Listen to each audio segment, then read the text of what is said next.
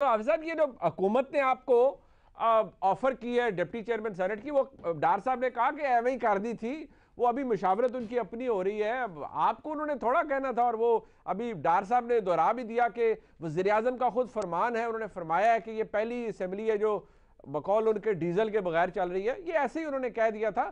لہٰذا کوئی اس میں زیادہ پر اعتماد آپ کو نہیں ہونا چاہیے کہ وزیر اعظم کے نزدیک آپ کی یا آپ کی جماعت کی اہمیت بہت بڑھ گئی ہے۔ بسم اللہ الرحمن الرحیم۔ بہت شکریہ منیب بھائی۔ بات یہ ہے، بدقسمتی یہ ہے، جب پی ٹی آئی کے جتنے بھی سپوکس مین ہیں، جی جب وہ ٹی وی پہ آتے ہیں، جو زبان وہ استعمال کرتے ہیں یا ان کے بڑے اور ان کی قیادت استعمال کرتے ہیں، وہ تو ان کے لیے جائز ہے۔ اگر ہم اس قسم کی کوئی بات کر لیں تو پھر وہ پیمرا کو اور اپنی حکومتی طاقت کو استعمال کر کے ایک ایک چینل کو کال کرتے ہیں کہ فلان کو شو میں بلانا ہے اور فلان کو شو میں نہیں بلانا ہے۔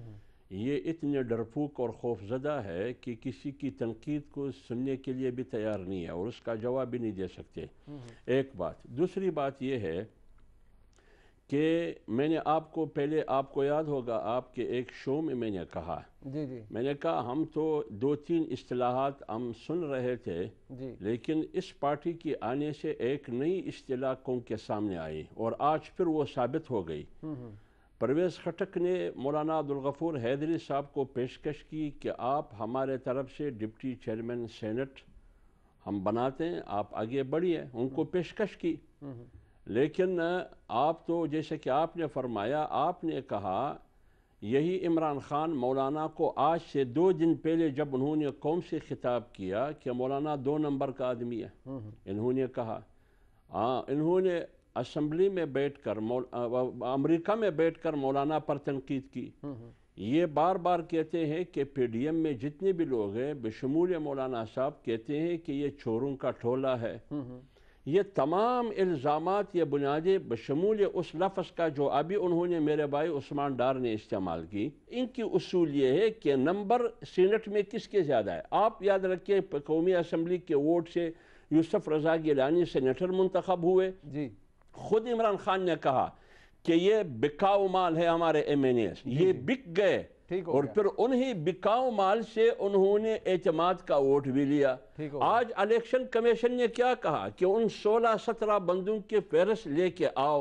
شیخ رشید نے کہا کہ وہ فہرست عمران خان کے پاس موجود ہے، سب معلوم ہے۔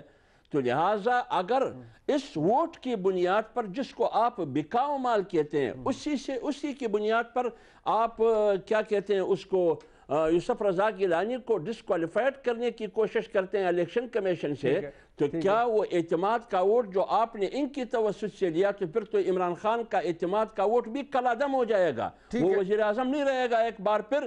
تو اس لیے میں کہہ رہا ہوں کہ مولانا عبدالغفور حیدری صاحب پاکستان ڈیموکریٹک مومنٹ کی طرف سے ڈپٹی چیئرمین شپ سینٹ کے امیدوار ہیں، اور یوسف رضا گیلانی وہ چیئرمین شپ کے لیے۔ ایک بات میں اور عرض کر لوں، اگر ان میں واقعی اصول ہے اور اصول پرستی ہے، اپنی اصول پرستی کو، اپنی قیادت کی اصول پرستی کو سامنے رکھتے ہوئے، اکثریت سینٹ میں پی ڈی ایم کی ہے، 53 کی تعداد ہے، ان کے پاس 47 کی ہے، یہ ہاتھ اٹھا کے حکومت کہے کہ ہمارے پاس اکثریت نہیں ہے، لہٰذا چیئرمین اور ڈپٹی چیئرمین ان کا حق بنتا ہے، ہم سرنڈر ہے۔ لیکن یہ پھر ہارس ٹریڈنگ کی کوشش کریں گے، یہ طاقت استعمال کریں گے، یہ ہر وہ ذریعہ استعمال کریں گے تاکہ قوم دیکھ سکے ان کی وہ ایمانداری جو یہ دعویٰ کرتے ہیں۔ ٹھیک، اچھا چلیں، یہ بات اپنی جگہ پر۔ ویسے نبیل قبول صاحب یہ بتا دیں، گیلانی صاحب بن جائیں گے؟ دیکھیے کیونکہ حکومت بڑی کانفیڈنٹ ہے، یاد رکھیے کہ سنجرانی صاحب حکومتی امیدوار ہیں۔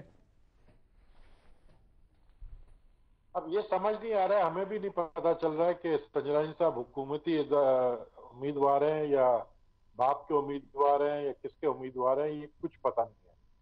پی ٹی آئی اگر اپنا کوئی امیدوار لے آتے، آپ کو پتا ہے کہ پی ٹی آئی کے رینکس میں یہ جو 16 ایم این ایس کا جو ہمیں ووٹ پڑا تھا یوسف رضا گیلانی کے الیکشن میں سینٹ کے، وہ لوگ تھے جو سمجھتے تھے کہ حفیظ شیخ جو ہے وہ پی ٹی آئی کا بندہ نہیں ہے اور اس لیے وہ ان کو ووٹ نہیں دیں گے۔ آج یہ وہی لوگ کہہ رہے ہیں کہ سنجرانی جو ہے وہ پی ٹی آئی کا بندہ نہیں ہے۔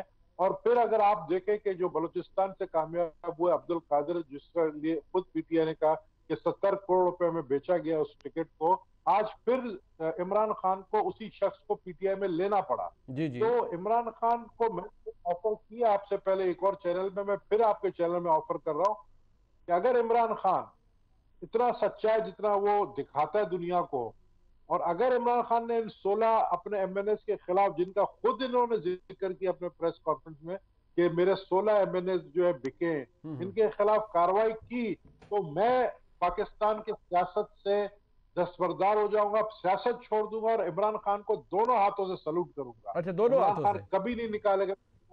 ठीक है, इसलिए ऑपरेटिव चीज जो है वो दोनों हाथों से सलूट है, वो जो आप करेंगे दोनों हाथों से सलूट है, वो मैं करूंगा। क्यों? क्योंकि इमरान खान, ये मियां साहब भी करेंगे। मेरी बात सुन, इमरान खान कभी भी इन 16 लोगों को नहीं निकालेगा, क्योंकि उसको पता है कि इन 16 लोगों को निकालने से उसकी हुकूमत गिर जाएगी। अगर मुझे आज एक बात बताओ, आप शेख रशीद के इंटरव्यू को अहमियत क्यों नहीं दे रहे हैं? शेख रशीद ने कहा था कि इमरान खान एक रात पहले इस्तीफे का सोच रहा था, जो कि हकीकत है, लेकिन उसको चंद लोगों ने कहा कि आप इस्तीफा नहीं दे। उनके पास पूरे नंबर्स पूरे नहीं हो रहे थे। अच्छा, कहां से आए ये 8 लोग ज्यादा? हाँ, ये खुद आप शेख रशीद के उस इंटरव्यू को पढ़े ना, उस देखें कि उसने क्या बोला है।